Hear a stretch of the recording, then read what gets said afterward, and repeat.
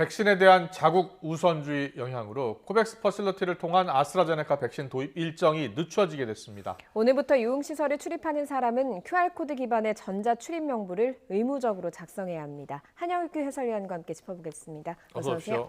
예. 백신 접종 일정을 좀 앞당기고 싶었는데 실제로 도입되는 백신 일정이 차질을 빚기 시작했다고요.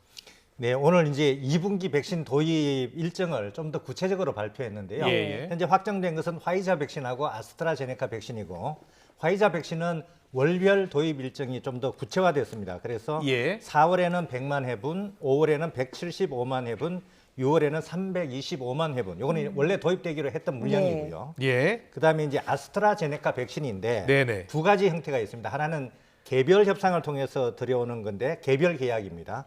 그 경우는 5월하고 6월에 700만 회분이 순차적으로 도입이 됩니다. 여기는 차질이 없는데 예. 코백스 퍼실리티를 통해서 들어오는 물량이 있는데 당초는 이달 말 69만 회분이 들어올 예정이었는데 네. 그런데 이게 4월 셋째 주로 좀 늦춰지고 물량도 43만 회분으로 조금 줄어들었습니다. 예. 네. 왜 이런 현상이 발생한 건가요? 일단 그 코백스는 전 세계 저소득 국가를 포함해서 인구 한 20%까지 공급하는 걸 목표로 하고 있는데요. 그중에 아스트라제네카 백신은 인도 세럼 연구소에서 주로 생산이 되는데 네. 지금 인도에서 자국민에게 먼저 맞춰야 되겠다. 그래서 수출을 중단한 상태나 마찬가지입니다. 그러다 보니까 공급 차질을 빚게 됐고 여러 나라에 나눠줘야 되는데 그러다 보니까 우리나라에 도입될 코백스를 통한 아스트라제네카 백신 도입도 좀 늦춰지고 물량도 좀 줄어들게 된 거고요.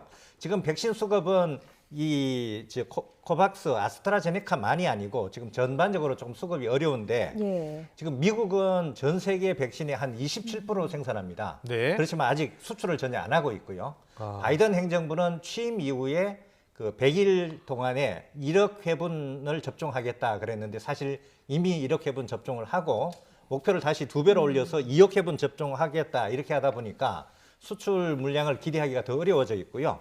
유럽연합하고 영국은 지금 아스트라제네카 백신 수출 문제를 놓고 서로 갈등을 빚고 있고 그런 상황이 되어 있습니다. 그렇다 보니까 아무래도 이제 국내에도 직간접적인 영향을 좀 받게 되는데 현재 이제 2분기부터 이게 이제 4월부터죠. 예. 도입 예정이 얀센 백신 600만 예. 회분, 모더나 백신 2천만 회분, 그 노바백스 백신 2천만 회분인데 아직 도입 일정이 몇 월에 도입한다는 네. 게 아직 확정이 안 됐습니다. 아, 그렇습니까? 계속 협상 예. 중이다 이제 그러고 있어서 예. 이게 이제 물량 수급이 차질을 빚으면 네. 혹시 11월 집단 면역 형성이라는 그 목표가 좀 차질을 빚지 않을까 하는 우려도 커지고 있는 그런 상황입니다. 네, 지금 협상 중이라고 하면 일찍 도입될 가능성은 어느 정도입니까? 일단 정부로서는 최선을 다해서 외교적 역량을 예. 다 동원해서 하겠다는 것인데 예. 지금 3월 말이 가까워오는데도 아직은 몇 월에 2분기 중에 뭐 언제 어떻게 도입된다는 물량이 아직 확정이 안 됐습니다. 네. 그리고 이번 주 목요일부터 75세 이상 고령층에 대한 접종이 시작이 됩니다. 화이자 백신이죠. 동의율이 얼마나 됩니까? 지금 이제 75세 이상 어르신 대상은 351만 명 정도로 돼 있는데 네. 조사가 각 지자체별로 진행이 중입니다. 현재까지 한 204만 명 정도 조사를 했고요. 예. 조사를 해봤더니 약 86% 정도가 예방 접종을 맞겠다 이렇게 동의를 했고, 예. 그리고 이제 같이 4월 첫째 주부터 접종을 하는 데가 노인 시설인데 여기는 한 15만 5천 명인데 이 중에 그 9만 9천 명 정도 조사가 완료됐고 예. 여기는 접종 동의율이 좀 더 높습니다. 93% 정도 예방 접종을 맞겠다 이렇게 동의를 한 상태입니다. 근데 이제 이 화이자 백신은 접종센터로 와서 접종을 받아야 네. 되는데 예. 도서 지역 같은 경우는 이렇게 방문하기가 좀 어렵기 때문에 이런 경우에는 별도 대책을 마련 중인데 아마 5월 이후에 그 65세부터 74세까지 그 백신 접종이 있는데 그때 아마 같이 접종을 하지 않느냐 그리고 유통과 보관이 편리한 아스트라제네카 백신을 활용하지 않겠느냐 그렇게 전망이 되고 있습니다. 예, 알겠습니다. 그리고 정부가 다음 달부터 백신 휴가제를 도입하기로 했잖아요. 그런데 여러 가지 실효성 이야기가 나오더라고요. 그러니까 공무원들이나 대기업 직원들만 이 휴가를 쓸 수 있는 것 아니냐 이런 볼멘 소리도 나오고 있거든요.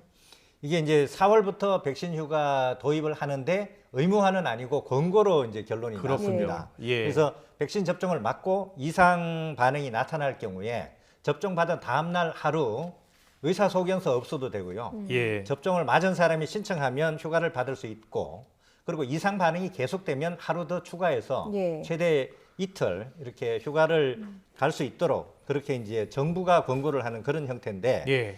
이제 뭐 예를 들어 공공기관 같은 경우는 좀 더 이 뭐 백신 휴가제 사용이 좀 더 수월할 것 같고요. 예. 네. 민간 기업은 일단 고용노동부를 통해서 어떤 지침을 전달하고 네. 협조를 구하겠다 하는 그런 방침이고요. 예. 다만 이게 이제 뭐 백신 휴가가 모든 사람이 다 쓰는 건 아니고 접종을 받으면 대체로 한 30% 정도가 불편감을 호소하고 그중에 실제로 이제 휴가를 쓰거나 또는 의료기관에 가서 진료를 받은 사람은 1% 내지 2% 정도입니다. 예. 그러니까 이제 그 접종을 받고 이상 반응 때문에 근무하기가 힘든 경우에 사용한다고 봐야 되고 민간 기업 같은 경우는 이제 그 협조를 끌어낸다 하는 그런 방침이기 때문에 좀 더 예. 지켜봐야 될긴 할 텐데 다만 백신 휴가제라는 게 이제 정부 지침으로 공식 권고가 되는 거니까 아무래도 좀 더 이상 반응 걱정을 좀 더 덜 하면서 접종을 받을 수 있는 그런 분위기가 형성될 것 같습니다. 예. 그리고 얀센 백신이 지금 전문가 허가를 좀 가능한 것으로 파악이 됐다고요?